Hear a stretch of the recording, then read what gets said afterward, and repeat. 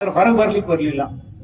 ಆದರೆ ಬಸವಣ್ಣವರು ಸಂಪೂರ್ಣ ಜ್ಞಾನವನ್ನು ತಮ್ಮ ಸೋದರಳಿಯನಾದಂತ ಚನ್ನಬಸವಣ್ಣವರು ಕೊಟ್ಟಿದ್ರು. ಆದ್ದರಿಂದಲೇ ಸಿದ್ದರಾಮೇಶ್ವರ ಅಂತ ಮಹಾತ್ಮ ಪುರುಷ ಕೂಡ ಚನ್ನಬಸವಣ್ಣವರು ಶರಣಾಗಿ ಅವರನ್ನು ಗುರು ಅಂತ ಅನ್ಸ್ಕೊಂಡ್ರು.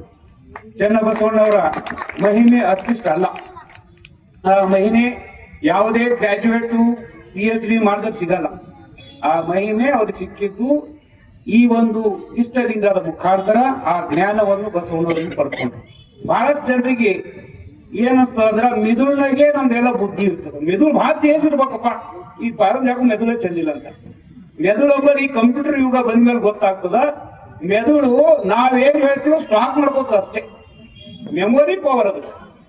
ಅದಕ್ ಬಿಟ್ರೆ ಅದರಲ್ಲಿ ಯಾವ್ದು ಜ್ಞಾನ ಇರಲ್ಲ, ಹೊಸದು ಏನೂ ಅದರ ಸೇರಲ್ಲ.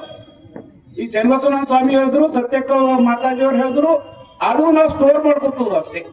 ನಮಗ್ ಒಳಗಿಂದ ಜ್ಞಾನ ಬರ್ಬೇಕಾಗಿತ್ತಂದ್ರೆ ಮತ್ತ ಬಸವಣ್ಣವರು ಹೇಳಿದಂತ ಕೊಟ್ಟಂತ ಇಷ್ಟಲಿಂಗ ಪೂಜೆ ಮಾಡಿದ್ರೆ ಮಾತ್ರ ಸಿಗುತ್ತದೆ.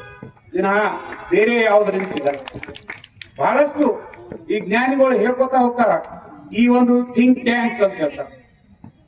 ಪ್ರೈಮ್ ಮಿನಿಸ್ಟರ್ ಥಿಂಕ್ ಟ್ಯಾಂಕ್ಸ್, ಮುಖ್ಯಮಂತ್ರಿಗಳು ಥಿಂಕ್ ಟ್ಯಾಂಕ್, ಅವರೆಲ್ಲೆಲ್ಲ ಜ್ಞಾನಿಗಳು ಇರ್ತಾರ, ಅವ್ರಿಗೆ ಹೇಳ್ತಾರ ಅಂತ ಹೇಳ್ತಾರೆ. Thinking is not A knowledge.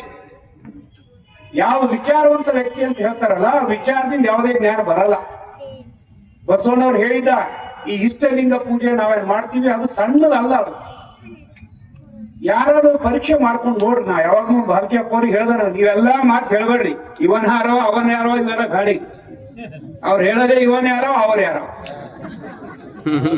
ಇವೆಲ್ಲ ಸಾಕಿ. ನಾವು ಹೇಳ್ಬೇಕೇನಾಗಿದೆ ಅದೇ ಹೇಳ್ಬೇಕು. ನಮ್ ಜನರಿಗೆಲ್ಲ ಗೊತ್ತಾಯ್ತು ಬಸವಣ್ಣ ಯಾರು, ಚನ್ನಬಸವಣ್ಣ ಯಾರು, ಅಕ್ಕ ಮಹಾದೇವಿ ಯಾರು, ನಾವ್ಯಾರು. ಎಷ್ಟು ಹೇಳಿದ್ರು ಏನೋ ಕುಂಭಮೇಳಕ್ಕೆ ಹೋಗೋದ್ ಬಿಡಲ್ಲ. ಯಾಕಂದ್ರೆ ನಾವು ಹೇಳದೇ ಹೇಳಕ್ಕಿಲ್ಲ. ನಮ್ಮಲ್ಲಿ ತಪ್ಪಿದೆ. ನಾವೇನ್ ಹೇಳ್ಬೇಕಾಗಿದ್ದು ಹೇಳ್ತಾ ಇಲ್ಲ. ಕೇವಲ ಜನ ಮೆಚ್ಚುವಂತ ಮಾತುಗಳನ್ನ ಆಡ್ಕೊಂಡು ನಮ್ಮ ಶಿಕ್ಷಕರಿಂದ ಹೆಂಗ್ ಬೆಳೆಸ್ಬೇಕು ಅನ್ನೋದು ಅಷ್ಟೇ ನೋಡ್ಕೋತಾರೆ. ಮಾತಾಜಿ ಎಂದೂ ಕೂಡ ನಮ್ಮ ಸಂಸ್ಥೆ ಅಂತ ಹೇಳ್ತಾ ಇದ್ದಿಲ್ಲ, ಬಸವಣ್ಣವ್ರ ಬಗ್ಗೆ ಹೇಳ್ತಿದ್ರು.